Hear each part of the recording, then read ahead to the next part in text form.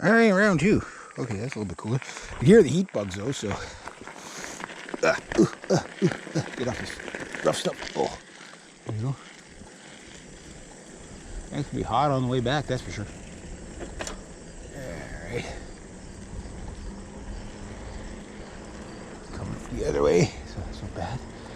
All right, let's get there, get the job done. Ah, much cooler.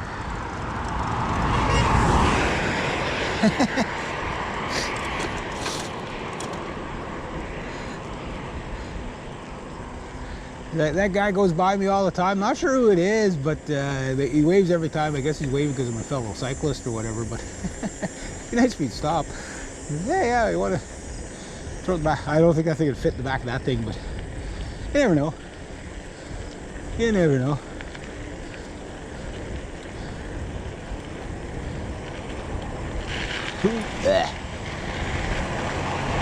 Oh, jeez. Where all the traffic come from? It was like there was nothing. And then, here we go.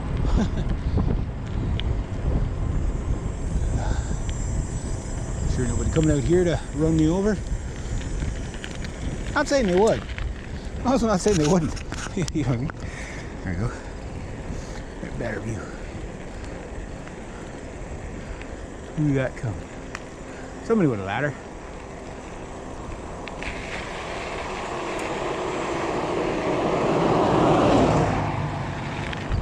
It's a pretty tall truck. Cool.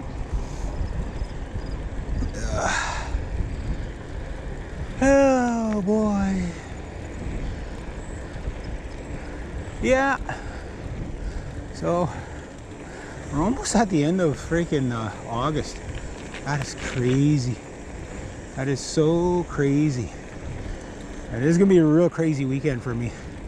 Stuff happening this weekend, that's why. Not just the chickens, but between this weekend and next weekend, big lifetime changes. What kind of changes, you ask? I can't tell you that. Bunch of weirdos asking me all kinds of questions. Yeah, soon to be revealed though. I had to reveal some of it to two clients yesterday. Say, oh, here, you're gonna need to know this. Like, oh, okay. What is it that they needed to know? I can't tell you that. It's too soon. You gotta wait for the prize.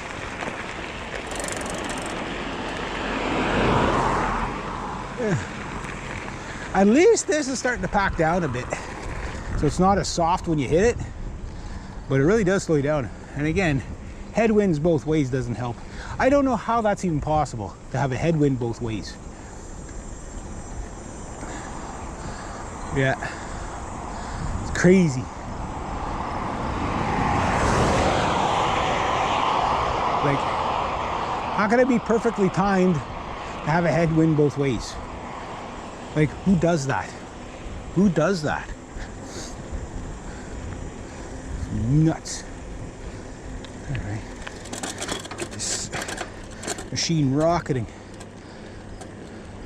I haven't looked at my bike fund in a while, but I have enough for a low-end bike, for sure. Oh yeah. This is what slows me down the most, eh?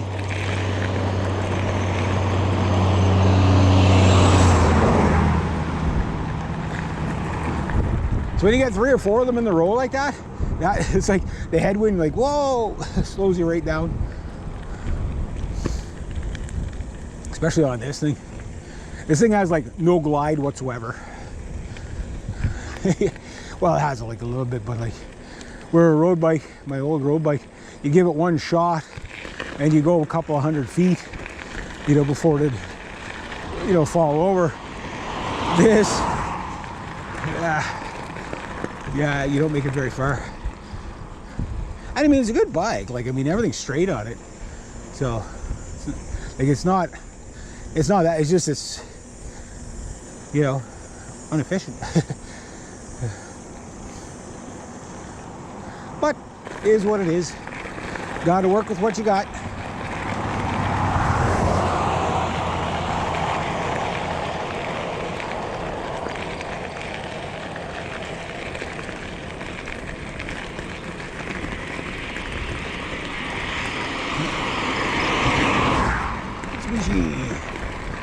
that's a cyclist coming at me. Looks like it.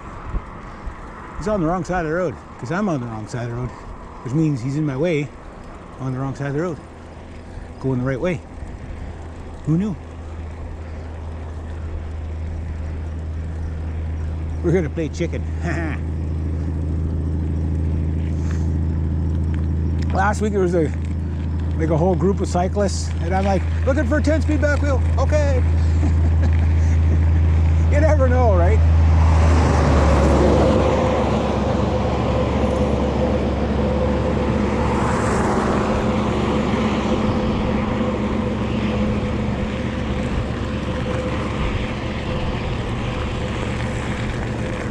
Cervelo. See the way he's set up. If I was set up that way, I'd be at work very quickly. The Aero, I'd wear the Aero helmet and everything. Like eventually, I'm going to get to that stuff, but I don't know if it'll be this year though. Like I'm one of those people like I always need everything right away. You know, like I've got a list of things. Like I'm not going to live long enough to be able to accomplish everything I want to accomplish, right? I understand that. You know, most people don't understand it. I understand it. So, like how I prioritize stuff is like, I need everything all at once, right? What can I get that, you know, what's the most priority and what can I get right away? You know what I mean? And what should I just hold out for? You know what I mean? And there's a lot of holding out for me, rather than just, you know, get this because I can afford this or that, and just get the cheapest thing I can, and then okay, well, I got to upgrade that right from when you buy it. You know what I mean? Because it's not doing what you want. Where if you hold out a little bit longer, yeah, it's a pain in the ass, but you only spend the money once, and you don't have to spend $100 to save 10. You know what I mean? That's why I'm like, okay, once you're at an adult size, whether it's guitars, bikes, whatever, get your starter pack to get you going. So maybe you get something like this for free or whatever, you pay a little for it. Okay, get you going. And then just keep throwing money away until you get what you want. You know? Oh, but what I want is way too expensive. Yeah, it's all too expensive. But if you just keep plugging away at it, eventually you get it. So maybe it takes you 3 years, maybe it takes you a year, maybe it takes you a couple of months. You know, whatever you can get away with, right? And for me, I'm already, you know, $500 plus, right? In just a few, just like 2 months of saving. So maybe I ride this thing for the rest of the season. I don't know how much money I'll have for a new bike in the spring, but it's probably going to be much better than a starter bike, right? I'll have options. You know, maybe not a lot of options, but I'll have options.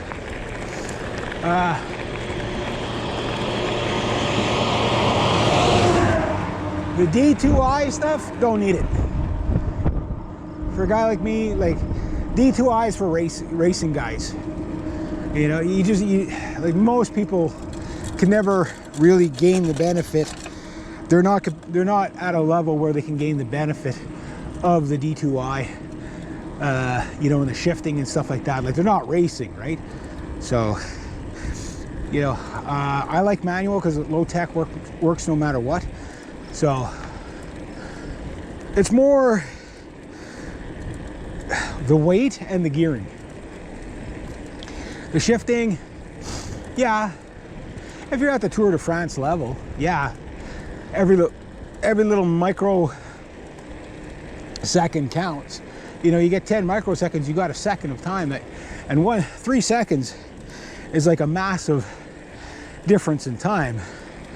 You know, how much, you know, if you're doing, you know, 60, 70 kilometers an hour going past the sprint line, you know, back past the finish line, right? 1 second is a huge lead. You know what I mean? It's a massive lead. 3 seconds is like unheard of. It's like 1, 2, 3. So picture how much distance you just covered. You know, yeah. So yeah, that makes sense. Commuting back and forth to work, reliability makes more sense. You know, like get as light as you can possibly afford with the proper gearing to your situation. So, seen a guy with a bike packing bike yesterday. It was a gravel bike. It was it a Garneau? I think it was a Garneau. It had the D2i on it.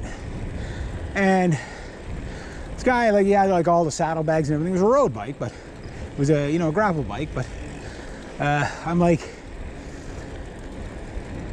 for something like that, like the D2i is a bit like, you know what I mean? Like if you had a high quality derailleur that indexes properly mechanically, like the D2i probably can save a little bit of weight, but for the weight difference, you know, I don't know, because you know, somebody, yeah, but then there's also not just the weight, but the maintenance. You know, wireless, you know, wires are easier to deal with than cables to a degree, yeah, until they short out on you or corrode, right? But you have to change batteries all the time. You got to carry batteries with you. That's more weight. So I don't know, you know, on a bike like that, why people would go for something like that, right? But to each his own, right? But I think there's a certain price range where